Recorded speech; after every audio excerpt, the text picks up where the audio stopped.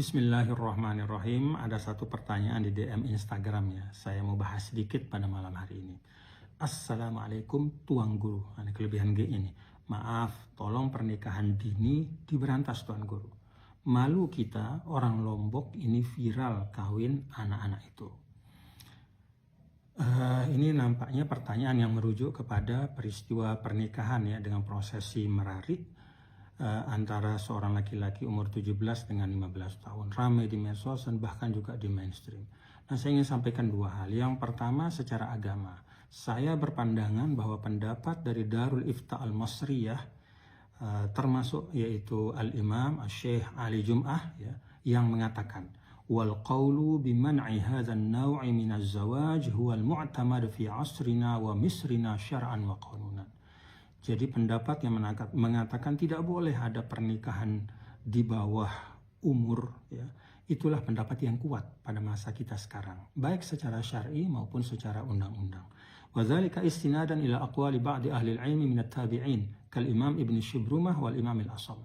Itu sesuai dengan pendapat beberapa tabi'in seperti Imam Ibn Shubrumah dan Imam Al-Asam. Wa minal muqarrari syar'an annahu yajuzul akhdhu bi ayyi qawlin mu'tabarin min aqwali ahli al-'ilmi bima yuhaqqiqul maslahata wa wafqan lil ikhtiyaril fiqhi al-muntabit. Dan merupakan suatu kaidah yang telah disepakati bahwa boleh kita mengambil pendapat dari ahlul ilmi yang mu'tabar.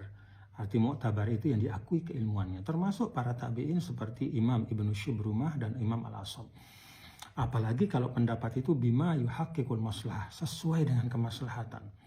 Nah, kenapa ini kita ambil? Khassatan annahu qad sabata dararuhu bisuratin yaqiniyah. Pendapat inilah yang paling kuat untuk masa kita sekarang karena pernikahan dini itu sabata dararuhu bisuratin yaqiniyah. Sudah nyata banyak sekali kemudaratannya untuk semua pihak.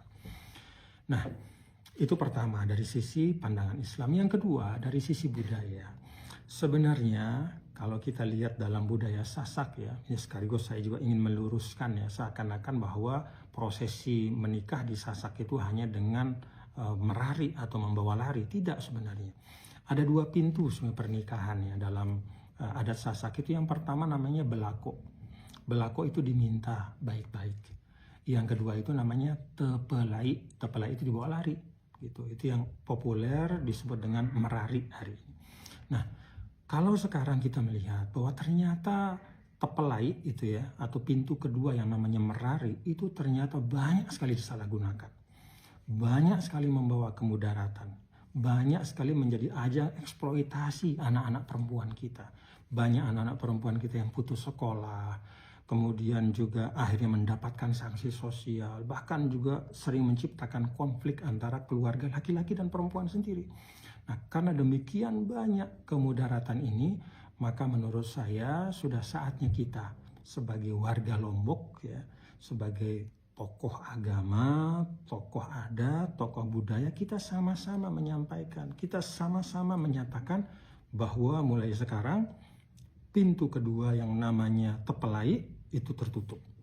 Kita tutup bersama-sama. Pintu yang terbuka itu cuma satu, yaitu belako. Minta baik-baik. Apalagi kita sudah lihat ya bahwa misalnya kalau laki-laki dari Lombok menikah dengan perempuan dari luar Lombok, tidak ada merari. Kemudian kalau perempuan Lombok menikah dengan laki-laki yang di luar Lombok juga tidak ada merari. Dan itu tidak mengurangi nilai budayanya, nilai adatnya. Artinya apa? Merari atau tepelai itu hanya instrumen ya, bukan sesuatu yang pokok. Karena itu kalau instrumen ini nyata memudaratkan, saatnya kita katakan udah nggak boleh. Sekarang hanya ada satu pintu menikah prosesi yang namanya belako.